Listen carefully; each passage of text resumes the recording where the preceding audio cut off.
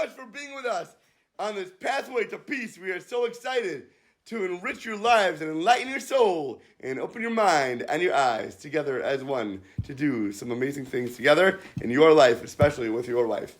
Today is Wednesday, December 27th, the 15th of Teves, and we are in the middle of a crazy story. So, this guy and his wife come to the rabbi. Usually, when you get a knock on the door, the rabbi sees two people.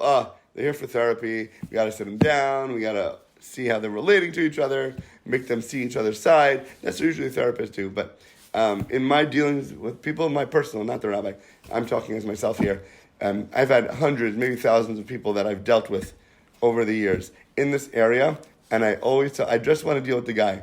Dealing with the wife is not going to be helpful for me to fix their marriage.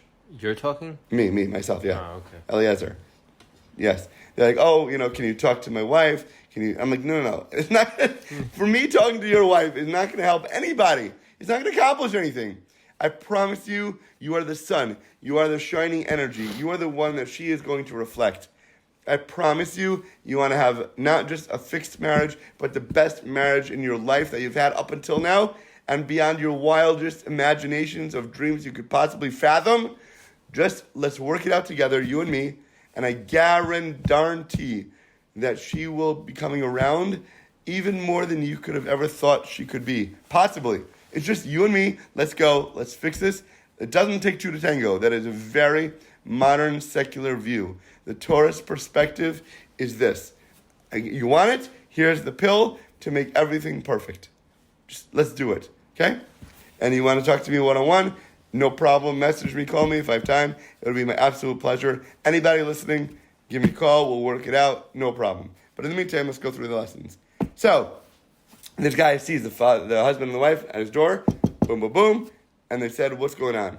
So he's come in with hopes that the rabbi will talk to her, to open her mind, to make her be a little more rational, which is crazy. Anyway, but those are his thoughts. And what does she come in with when the rabbi speaks to her? She wants nothing to do with him. Get him the bleep out of my life right now. She wants to end it. She wants a divorce. She can't take it anymore. She's gone through therapy. She's gone through everything. And this is it. End of the line. So, back to the book. Now the rabbi's talking. I saw it would be a waste of time and energy to even try to talk to her. She didn't believe her husband could change. She didn't want her husband to change. Even if he did, she wouldn't want to see it right now. So, he said, let me excuse for a minute. Please, come with me out of the room for a moment. He took him, the guy, the husband, aside and said to him the following. Listen, Shepsela, listen, buddy. Your wife right now is not prepared to hear of any possible talk of peace in your home. She only wants a divorce. This is it. 0% chance. The only one who can help here is not you.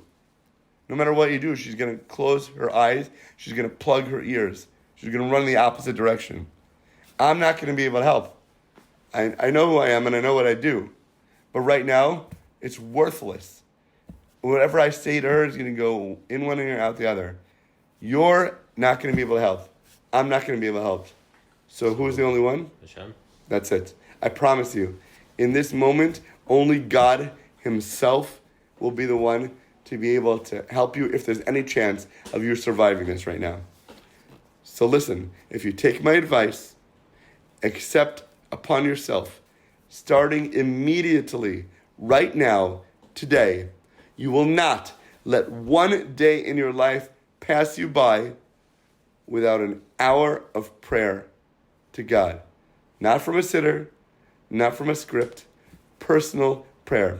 That means you take time alone, go into a room, go into a car, go into wherever you need, get away from everyone, and start talking, praying, screaming, dancing, whispering, and singing to God. You accept today, right now, upon yourself, if you want a chance of surviving this.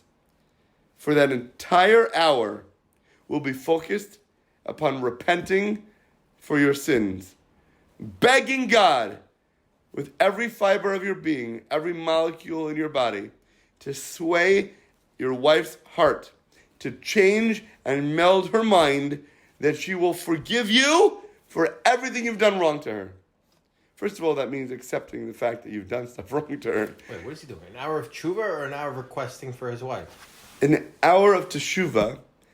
In that hour, you're accepting upon yourself to admit, to acknowledge, to reflect, to realize what you've done wrong. While you realize what you've done wrong, you're going to be praying to God to get teshuvah for it. Not only to come back closer to the self that you should be, come back closer to God who you've pushed yourself away from, but to come back closer to the wife who you've distanced yourself from yourself. If you realize that you've been pushing her away with everything that you've done wrong, by coming back closer, you're going to be drawing her back closer. By drawing her back closer, you're in essence praying that she should become closer to you and fix your marriage as well. Get it? It's all going to be one and the same. So, you got to pray that she should believe you. You got to pray to God that you are becoming real in yourself, but not only that you're doing it for real, you're going to be faking it a little bit, but you have to pray that it becomes real inside of you. Pray that you mean it, and then pray that she is realizing and thinking that you're meaning it for real too. How long does this fakeness last? If you start to do it, it's going to become part of your being. 40 days is going to be the absolute gold where you're going to hit 40 days straight. Yeah, 40 days, 100%. If you miss a day or two, you have to start all over? All over again. All over? All over. It's as if you didn't do anything. Oh, shit. If you want something bad I enough. haven't accomplished that. I know, but it means you haven't wanted bad enough. If there's something that you're desperate for, something that you're stringing to your lifelines that people would be dead without, then you would never miss a day. You either don't mean it or don't want it bad enough.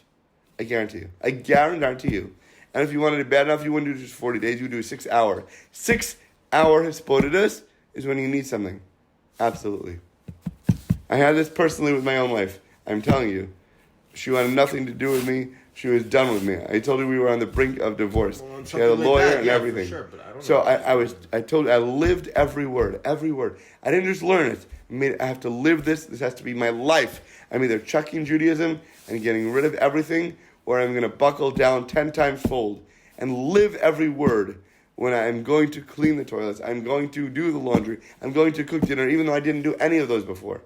And she was not going to believe me at all. She's going to think I'm faking everything. But the more I do it, the more I'm serious about it, the more she's going to see a little bit at a time. Maybe there'll be a little pinhole. And Hashem says when that pinhole comes, then you can gush forth the dam and break everything down. But there will be time. It'll take work. It'll take effort. It's not going to be acceptance overnight. There's no way. But I guarantee you'll get that gold. You're not going to just complete the race. You're going to win it number one, first place. More than anything else, more than everyone else. So, he has to pray that she's going to believe her. He has to pray that she's going to love her. And he should pray that she's been willing to give him a brand new chance, a new slate of life that we can hope that she is going to accept when he comes back to her life. So yes, in terms of him doing teshuvah, he better pray that he's going to be real about it, but also that she is going to want it.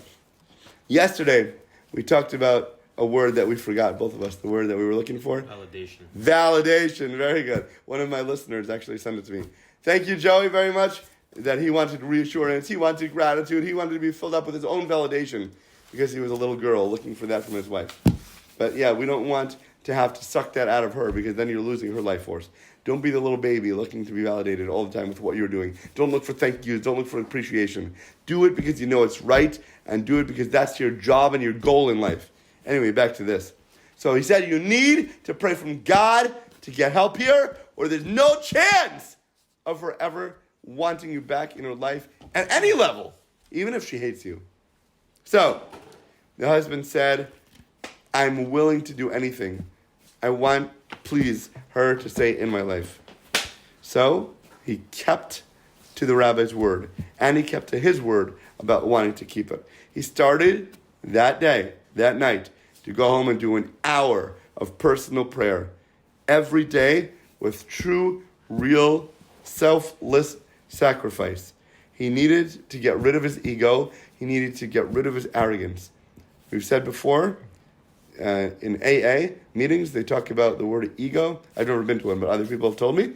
And ego always gets in the way of what you want to accomplish. Your own self knocks your own self down. Ego stands for edging God out. Rabbi Akiva Tatz talked about, I think, Rav Simcha Wasserman, his Rebbe, who said that God's infinite light shines everywhere in the universe, except where? Do you know? Where pride exists. Where you stand right. in the way and cast your own shadow. You are creating the only place of darkness in the world, because when you see a sun shining and then you're standing, you see your shadow on the floor. The only darkness there is where you're standing in the way. Get the heck out of the way. Put your ego gone. Your selflessness there, so that God's light can be everywhere, and you're not stopping it from entering anywhere. Beautiful, no? Mm-hmm. Anyway, so he did not let one day pass. Over and over, he's making his checklist. He's going through and checking it twice. He is making sure that it is always done. Every day, many obstacles came up. Many interferences came in the way. You better believe that the Yetzer Hara was trying every single thing in his power to try to stop this guy from hitting his 40 days and not accomplishing what he needed to do. So, even when those obstacles and interferences meant that the whole day was going to go by within 1 hour, he would stay up late into the night, into the early hours in the morning, because he would not let that day or night pass without that hour being completed. Even if he wanted to do it during the day and set aside his time, you know there's going to be things that pop up. There's going to be emergencies that come along. There's going to be meetings that need to be had. All these random things that were not on your schedule all of a sudden are filling it up completely. He would not go into bed. He wouldn't even get into bed, because many times you get into bed and put those covers on, those comfy pillow that you have, forget it. You're gone. You're asleep, even before you start Hisbodedus. He knew that. He's like, I'm not going to get into bed. I'm not going to put myself into a comfortable chair, into a fluffy bed with a super soft pillow. No way am I going to let my Yetzer Hara get the best of me. The evil inclination is not coming near me, buddy. Get out of my life. Get out of my way. That's what he would say. And he would not go to bed and close his eyes until this hour of personal prayer with sacrifice, with humiliation, with teshuvah was done. So, let's see what happened. 2 months passed by. More than 40 days. 2 months passed by. He hasn't heard from the rabbi, has not heard from the husband, has not heard from the wife. And the rabbi, you better believe, is praying on that this guy is doing what he needs to do in order to get his wife back. So, the wife wants to talk to the rabbi. Okay, what's she going to say? I don't know. But the rabbi is praying in his head, please make it be that she's willing to hear something about peace in the home. Please make it be something that she's going to be coming in with, even a little bit of positivity or a little bit of hope. I'm just begging that she's not here for another divorce. That's it. So, as soon as she sat down and opened up her mouth, with her first words, I realized that I was witnessing a modern-day miracle. A miracle. She said, Rabbi, I don't believe it. My husband has completely changed. He has truly transformed. I've never in my life ever seen him like this. This is not the man I married. He was good, but he was never like this. He was working on himself. He had such a terrible temper from day one when I met him. And really, he had no self-control ever over it. No matter what we'd be doing, no matter what situation, no matter what family outing, it was always there. Like, it was either a little bit or completely busting at the seams. But it was always there. He had a terrible temper with no self-control. He would break things in the house when he got mad. He would throw glasses across the living room. And now, he's getting through difficult situations with patience. He has a calmness inside of him. I never in my life thought that this person could act this way. I don't believe that such a huge change could ever occur in a person. People are who they are. people don't change. They can act differently, they can try, but at their core, at their soul, this is who they are. But now, I don't believe it anymore. That's what I thought. And if you asked me, I would swear to it. I would bet my life on it. I would bet my house on it. I would bet my kids on it. But now, I have a completely different view of the world. I have a completely different view of life. I have a completely different view of my husband. He responds to the grief I give him, to the criticisms that I dish out at him, to the yelling that I give him, with love. He's responding with kindness. He's responding with happiness. He's responding with love. And I now am feeling ashamed when I'm yelling at him, because he's not yelling back at me anymore. What am I going to yell at if he's not yelling back at me? What energy do I have to rebound with? It just sucks it out of me. Nobody wants to sit there and see somebody happy and smiling when they're yelling at them, when you're cursing at them, when somebody's at a red light and they roll down their window, F you piece of garbage, and then you're like, have a great day. I wish you all the best blessings in the world. They're like, what are you doing? Who are you? Yell back at me. Yell at me. I need to hear it back. That's what people think. They're yelling because they want it back. They want that energy, whether it's positive or negative. It doesn't matter. They want that attention. You're not going to give it to them, or you're going to suck the life force out of them. But this guy wasn't doing it to be negative to his wife. He wasn't giving her the silent treatment. He was doing it because he understood that what was coming at him from her was a blessing for him. This is his way to understand what he needs to work on, what he needs to change. Thank you, God, for giving me this opportunity to realize what I need to do. And thank you, wife, for being my counterpart to help me become the best that I can be. Thank you for being you. No matter what you're doing, I appreciate you tremendously. I love you so much. I appreciate all you're doing. I can't thank you enough for you contribute to my life and this marriage and this family. She was now prepared to actually try to consider to give him a new chance at marriage. She never was open for this before. The whole situation turned around only after 2 months. She has been with him for years. And now, after 2 months, their whole marriage is going to take on a new perspective and a new life, a new lease on life. After 2 months of serious personal prayer, I left that meeting, and whoever saw me that day must have thought that I was completely bonkers. They must have thought I was crazy. I started to talk to myself excitedly about the power of personal prayer. Look what I witnessed today. Look what this woman came and told me.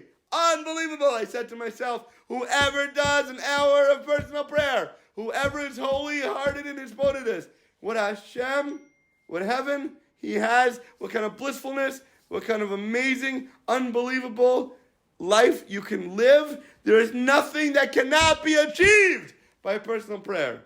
Listen, I've seen many miracles in my life.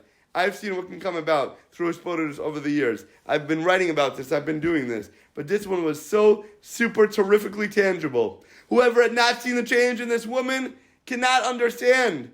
Whoever knew her, her friends, her family, could never fathom that this could be. She went to every one of them complaining and crying and yelling about her husband.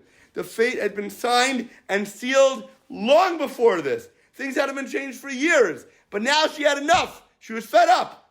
The rabbis, the counselors, nothing had helped. The husband accepted upon himself now to do that hour a day of personal prayer. And then everything started changing. Now she praised his good character traits and was ready to consider living a peaceful life together. When a person does this, hour of personal prayer, his life will change from one extreme to the other. Have an awesome, deliciously amazing rest of your day. Thank you very much for being with us.